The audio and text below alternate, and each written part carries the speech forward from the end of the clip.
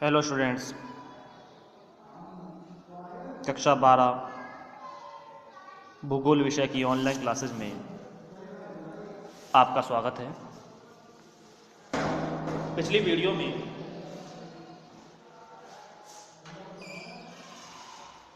हमने विस्तृत वाणिज्य अनाज कृषि के बारे में चर्चा की। हमने देखा था कि ये कृषि समतल मैदानी भागों में घास के मैदानों में की जाती है।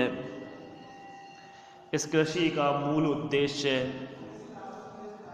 व्यापार करना है, इसलिए यह कृषि बड़े पैमाने पर, विस्तृत पैमाने पर की जाती है। इस कृषि में मुख्यतः गेहूं का उत्पादन किया जाता है। कृषक अपनी आवश्यकताओं की पूर्ति करने के पश्चात शेष उत्पादित अनाज को बाजारों में बेचता है। विस्तृत वाणिज्य अनाज कृषि की जब हमने चर्चा की तो हमने देखा था कि इस कृषि का जो मूल उद्देश्य है वो लाभ की प्राप्ति करना है, और लाभ की प्राप्ति करने के लिए इसमें उत्पादन बड़े पैमाने पर किया जाता है। यूरोशिया के स्टेपीज, उत्तरी अमेरिका के प्रेरीज, अर्जेंटीना के पंपास,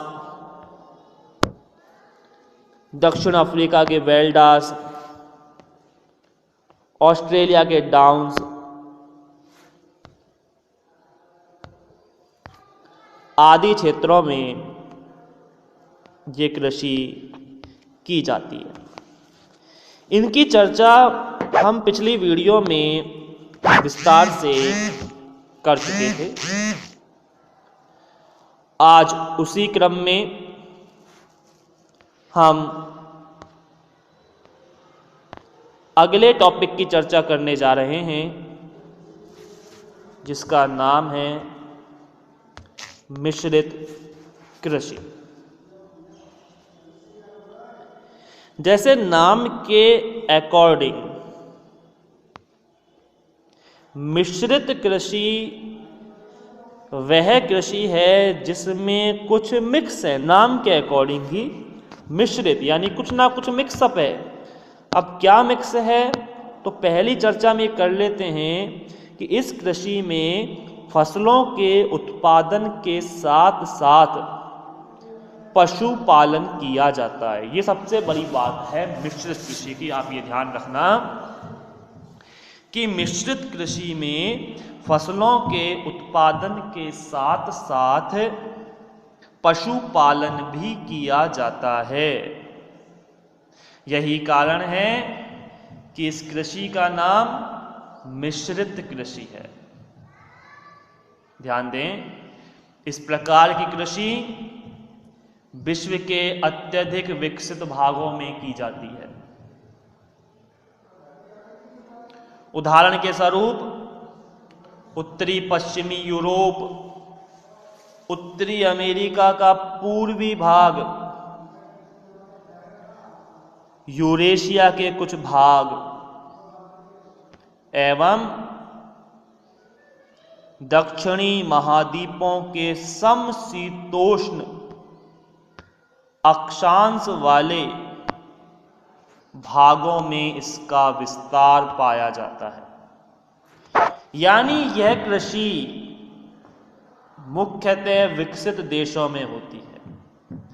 कारण है कि इसमें फसलों के साथ साथ पशुपालन भी किया जा रहा है। ऐसे में लागत का अधिक आना स्वाभाविक है। साथ ही तकनीक का ज्ञान भी होना चाहिए कृषक को ये पता होना चाहिए कि पशुओं की कौन सी बीमारियां हैं, उनके स्वास्थ्य का किस तरह से ध्यान रखा जाए, फसल उत्पादन और पशुपालन में कैसे सामंजस्य स्थापित किया जाए, आदि तमाम बातों की चर्चा इसमें शामिल की जाती है।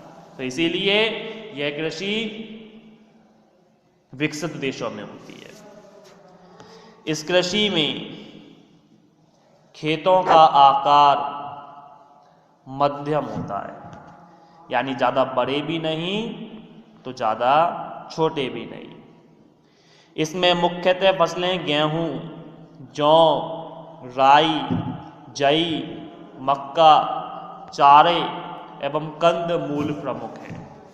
लेकिन इन सबसे ज़्यादा प्रमुखतः जो बोया जाता है इसमें, वो चारे को बोया जाता है।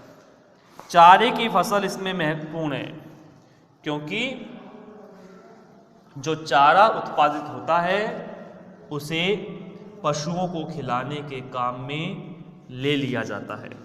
तो चारे की फसलें मिश्रित कृषि के मुख्य घटक हैं। फसल उत्पादन एवं पशुपालन दोनों को इसमें समान महत्व दिया जाता है, यानी फसलें भी पैदा की जाती हैं तो साथ ही पशुओं को पाला भी जाता है। लेकिन पशुओं को पालने की जो लागत आती है वो ज़्यादा नहीं आ पाती। कारण है कृषि से प्राप्त जो चारा है, गेहूं के बचे हुए शेष डंठल या अन्य प्रकार की फसलों को चारे के रूप में प्रदान कर दिया जाता है। फसलों के साथ पशुओं जैसे मवेशी, भेड़, सूअर, कुक्कुट यानी मुर्गी आय के मुख्य स्रोत होते हैं, क्योंकि इनसे प्राप्त होने वाली वस्तुएं जैसे अंडे, मांस, दूध, ऊन यानी बाल आदि से भी आय प्राप्त होती है। शस्यावर्तन मतलब फसल के प्रारूप में परिवर्तन, फसलों को बदल बदल कर बोना, ऋतुओं के आधार पर रबी, खरीफ और जायद की जो फसलें आती हैं, यानी समय दर समय मौसम, जलवायु, ऋतुओं के आधार पर इसमें परिवर्तन होता रहता है। शस्यावर्तन एवं अंतः फसली कृषि मृदा को यानी मृदा की उर्वरता यानी उपजाऊपन को बनाए रखने में महत्वपूर्ण भूमिका निभाती है। अंतः फसली कृषि, ये कृषि मृदा के उपजाऊपन को बनाए रखती है, क्योंकि अगर फसलों को बदल बदल कर बोया जाएगा तो मृदा बंजर ना होकर मृदा उपजाऊ बनती है। तो ये मिश्रित कृषि के बारे में एक सामान्य बात। विकसित कृषि यंत्रों, इमारतों, रासायनिक एवं वनस्पति खाद के गहन उपयोग आदि पर अधिक पूंजी व्यय के साथ कृषकों की कुशलता और योग्यता मिश्रित कृषि की विशेषता। जैसे मैंने कहा था कि इस कृषि में लागत अधिक आती है, पूंजी अधिक खर्च होती है, इसीलिए ये कृषि विश्व के विकसित देशों में की जाती है। साथ ही कृषकों को भी कुशल होना जरूरी है। उन्हें इस बात की तकनीक होनी चाहिए, जानकारी होनी चाहिए कि किस तरह से कृषि के साथ साथ पशुपालन भी किया जा सके। ये लाभदायक कृषि होती है, कम समय में उत्पादन जो किया जाता है वो अधिक होता है, यानी एक तो फसलों से उत्पादन होना और दूसरा कृषि के साथ उत्पादन होना यानी पशुओं के साथ उत्पादन होना। ऐसे में ये कृषि एक लाभदायक कृषि के रूप में जानी जाती है। तो आज हमने मिश्रित कृषि का एक संक्षिप्त टॉपिक पढ़ा। कृषि के अन्य प्रकारों की चर्चा हम आगामी वीडियो में करते रहेंगे, लेकिन तब तक के लिए धन्यवाद।